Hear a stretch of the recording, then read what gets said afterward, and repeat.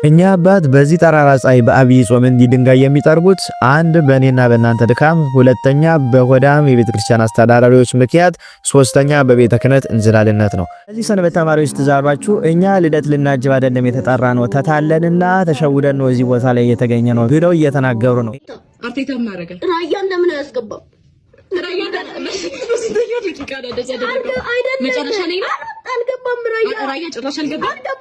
ቀድሜ ተናግሬ ነበረ ለነዚህ ወጣቶች ይሄ ልጅ እንደዚህ ቤተክርስቲያንን ተደፋፍሯት በዚህ ልክ ቤተክርስቲያንን ንቋት ዝም ብላችሁ ልትተውት አይገባም ነበረ።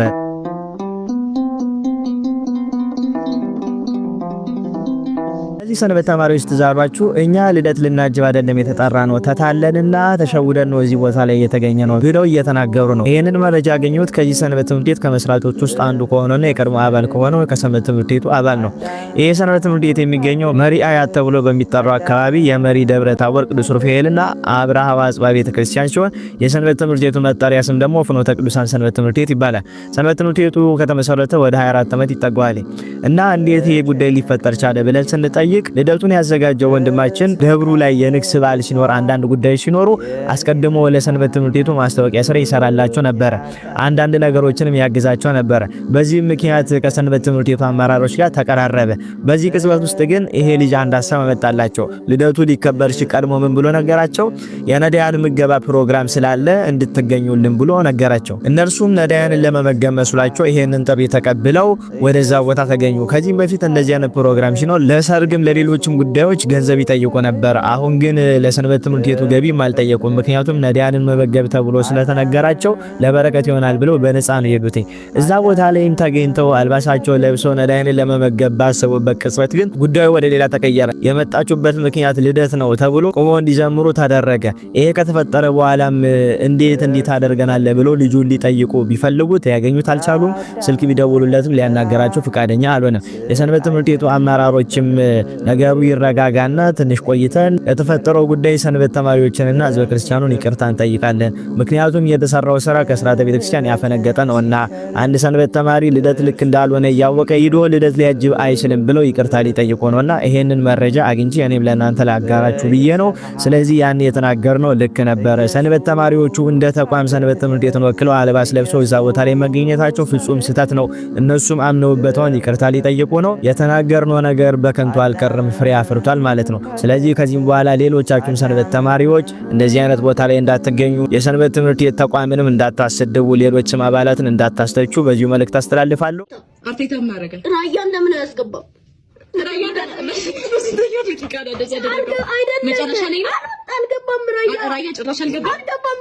ይሄ ልጅ የሚያለቅሰው አርሰናል ተሸነፈ ብሎ ነው። ምን ያህል እየወረደን እንደሆነ የተረዳሁትን ነገር ላስረዳችሁ ብዬ ነው። አሁን ኢትዮጵያ ውስጥ አብዛኛው ወጣት ብትመለከቱት የብዙ ክለብ ደጋፊ ነው። ይሄ ነገር ደግሞ ምን ችግር ያመጣል ታዲያ ከተባለ ወጣቱ ከትምህርቱ እንዲሁም ደግሞ ከስራው ባሻገር ያለችውን ጥቂቱን ጊዜ በዚህ ነገር ላይ እንዲያሳልፍ ቤተክርስቲያንን ዞር ብሎ እንዳይመለከትና ለቤተክርስቲያን መስራት ያለበትን እንዳይሰራ ይሄ ነገር በጣም ትልቅ እንቅፋት እየሆነበት ነው። በዚህ ጊዜ ሰይጣን ወጣቱ በብዙ መንገድ ከቤተክርስቲያን እንዲርቅ፣ ስለ ቤተክርስቲያን እንዳይገደው፣ ስለ ቤተክርስቲያን እንዳያገባው፣ ለቤተክርስቲያን መቆጨት የነበረበትን ቁጭት ለአንድ የኳስ ክለብ እንዲቆጭ፣ ለቤተክርስቲያን መስጠት የነበረበትን ጊዜ ለአንድ የኳስ ክለብ እንዲሰጥ፣ የቤተክርስቲያንን መከራ እያሰበ ማልቀስ የነበረበትን ለቅሶ ደግሞ ለአንድ የኳስ ክለብ ተቆጭቶ እንባውን እንዲገብር እያደረገው ነው። ኳስ መጫወት ራሱን ችሎ ኃጢአት አይደለም። ቁጭ ብሎ ግን የሆነ አካል ደጋፊ ሆኖ ስሜትን ጊዜ ገብሮ መመልከት ጣዖት አምላኪነት እንደሆነ አባቶቻችን አስተምረውናል።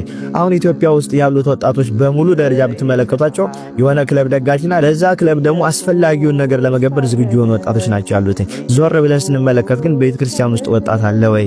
ቤተክርስቲያን ውስጥ እንዲህ ለቤተክርስቲያን የሚቆጭ፣ እንዲህ ለቤተክርስቲያን ጊዜ የሚሰጥ፣ እንዲህ ለቤተክርስቲያን መከራ የሚያለቅስ ወጣት አለ ወይ? የለም።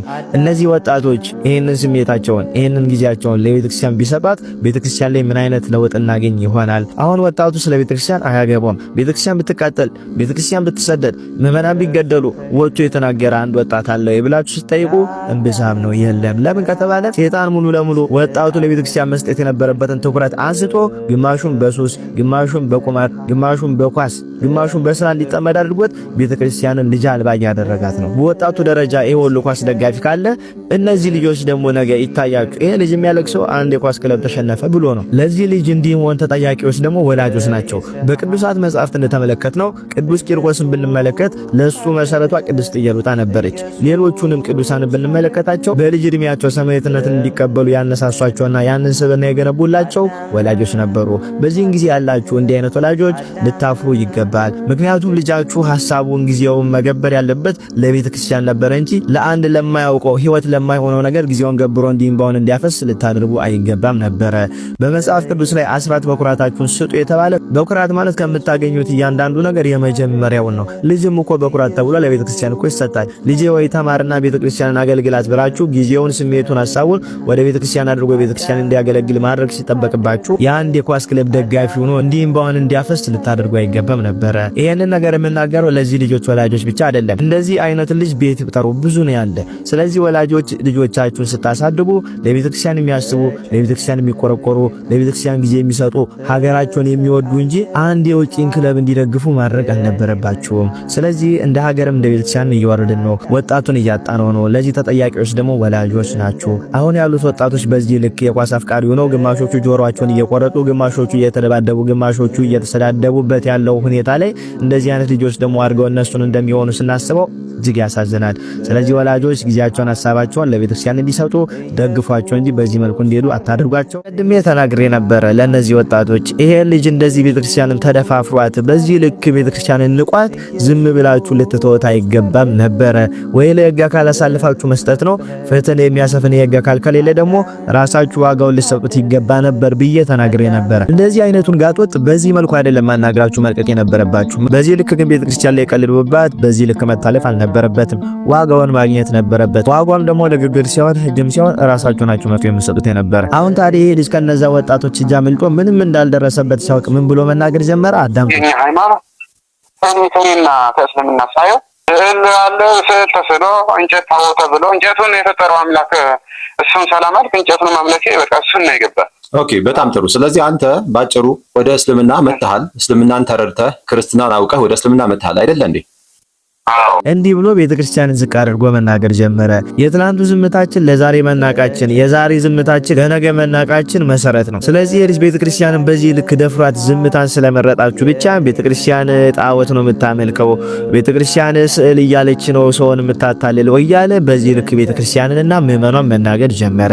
ስለዚህ አሁንም ይሄ ልጅ ከዚህም በፊትም መነኩሴ አልነበረም፣ ተልእኮ ተቀብሎ የመጣ ነው። አንዱ ማሳየው ምንድነው ብለን ስንጠይቅ ቤተኛ ነው። ቃላቸውን ያውቃል፣ የሚናገሩትን ይናገራል፣ እንደዚህ ይንቀሳቀሳል ማለት ነው። ይሄ ልጅ ከዚህም በፊት እዛ እንደነበረ ለሆነ ተልእኮ እዚህ እንደመጣና ያንን ተልእኮ ፈጽሞ እንደሄደ አንዱ ማሳየው ይሄ ነው።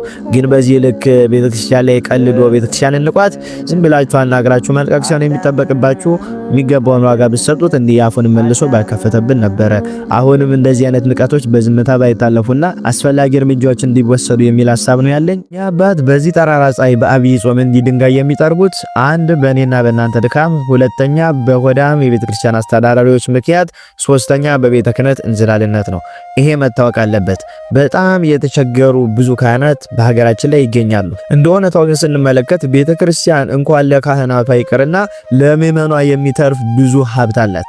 ችግሩ ግን የቤተ ክርስቲያን ሀብት በጣም ብዙ ነው፣ የሚበሏትና የሚጠቀሙባት ግን በጣም ጥቂቶቹ ናቸው።